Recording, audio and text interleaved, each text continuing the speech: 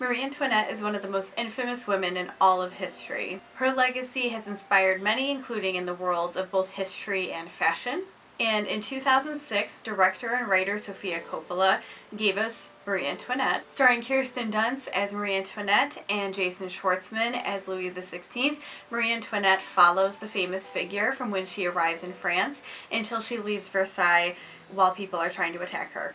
If you follow me on Instagram, you might have seen that November 2nd is Marie Antoinette's birthday, so I figured that this was the perfect movie to review in November. And if you enjoy discussion and review of historical content, I really encourage you to hit the subscribe button down below and make sure that you hit the notification bell so that you know every time I upload. My name is Rose King, and this is the Tudor Rose.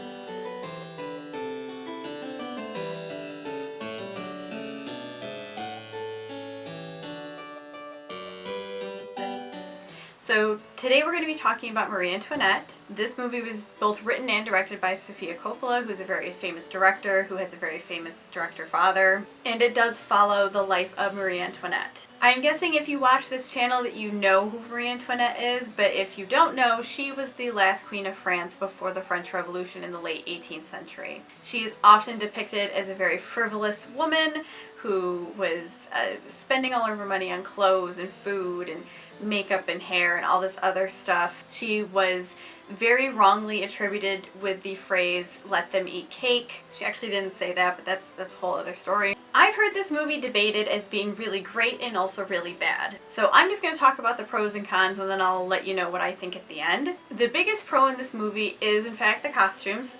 I'm always going to think that good costumes in historical movies are a pro. In fact, it won the Oscars in 2007 for Best Costumes. 18th century French fashion is very popular. It has been popular for really probably the last century or so. It is so over the top and overdone, and it's still everywhere. It has inspired movements after it. It will continue to inspire us. And I think it's because of the over extravagance of Versailles in particular in the late 18th century. And Marie Antoinette is like the poster child for France in the late 18th century. This movie gets a lot of things right in the details. The costumes are just done perfectly. They do a lot of symbolism with the costumes, which I really like when movies do that. Like, we see the older generation at Versailles and even at Vienna, where Marie Antoinette comes from, in very sort of dour colors. They're often in black or beigey kind of colors. We see the more eccentric characters like Madame du Barry, who is the mistress to Louis XV, and the Duchesse de Poignant, I hope that I'm saying these somewhat right, who was a friend of Marie Antoinette, who is rather eccentric in these very deep, sensual jewel tones. And then we see Marie herself and her group in these very beautiful, baby pink and baby blues and pastels and ooh, and people even reference in the movie that she looks like a piece of cake. Another thing that I think is done really well is how in the first half of the movie we really see Marie Antoinette and Louis XVI as children. In real life, Marie is sent to France when she's 14 years old. She is a child, and it's very famously known that they did not consummate the marriage for 6 or 7 years, and this often caused issues because she was married to the Dauphin of France to create this alliance, and it was putting the alliance in jeopardy. The Austro-Hungarian Empire, where Marie came from, and France had been at odds for many generations, and this was supposed to help fix it. So they needed heirs. This seems to be an issue for a lot of royal people, the whole heir thing. And I think that one of the strong suits of this movie is how Kirsten Dunst and Jason Schwartzman act incredibly awkward for the first chunk of their relationship, because you have to think these are 14 to 16-year-olds. Marie was such a young girl when she came to France and got married and was expected to have a sexual relationship and become a mother. It's so creepy to think about, because even though Kirsten Dunst is obviously older than 14 in this movie, when you understand that she is playing someone who's meant to be 14, it's just gross. It's very unsettling to think about a young 14-year-old girl being sent to do a woman's job, basically. This is a very unfortunate theme throughout history, that young girls are sent to do a job that a much older woman would maybe be able to handle. I mean, you're still sending this girl who's never met this man, and it's still arranged marriage. It's still kind of weird. But it's kind of mind-boggling to think that they were expecting these two children to engage with each other, we'll put it there, and have children and be parents, even if they were royal parents. I mean, imagine yourself at 14 and being told, oh, this is the person you're going to marry. Like, wouldn't you be stupidly awkward? And I think that both actors do such a good job of, like, what do I do with my hands? Like, that's what it felt like the whole time. They look like people who forgot their lines on stage. And you can always tell when an actor has forgotten their line on stage because they forget to do it with their hands. If they're not, like, versed in being able to pick themselves back up. That's what it looks like. It looks like they forgot their lines. Even Marie's signature is very childlike. When she signs her marriage certificate, she very famously, like, leaves a huge splotch of ink, which I've heard was actually considered bad luck back then, so... Another great thing that's handled very well in this movie is exhibition. If you don't know what that is, it's basically like a scene, or it's information that's given to the audience so that they can understand what's going on. And a lot of times in, like, a spy movie, it'll be like when the guy's on the computer trying to hack into things and he's telling you, that's exhibition. Do you know what I mean? They handle exhibition very well in this movie without saying a whole lot. There's two examples that really stick out in my mind. One is when their sister-in-law has the first prince of that generation, and Marie is in her room and she's crying and everything, and then you see her really start to dive into her fashion, her big hair, the food, the diamonds, everything that she's famous for, as a way to cope and deal with the fact that she's not fulfilling what she believes to be her duty. And then later on in the movie, when things are getting bad and the people of France are starting to turn against her and Louis, they have very famous portraits of Marie Antoinette with, obviously, Kirsten Dunst's face kind of imposed, which is, it's a little weird, but whatever. They have it on the wall, and they have, like, tabloids almost on the paintings. And through the paintings we see that she's lost a child. We see that, things are happening, and it's a way to do exhibition. Because, I mean, you're talking about a 20-something-year-old span of time that they're covering in this movie. And I think that I liked it because I knew everything I needed to know in order to continue with the story. A big criticism of this movie is that it's just all fluff, and I can see where that comes from. It is a lot of fluff. It is a lot of, ooh, look at this pretty movie. Look at this pretty costumes and the colors and the food, and oh my god, isn't this all so ridiculous? And then it all comes crashing down around her. And I might be reading really into this. I think that it's almost a metaphor for Marie Antoinette herself, where people thought that she was incredibly frivolous.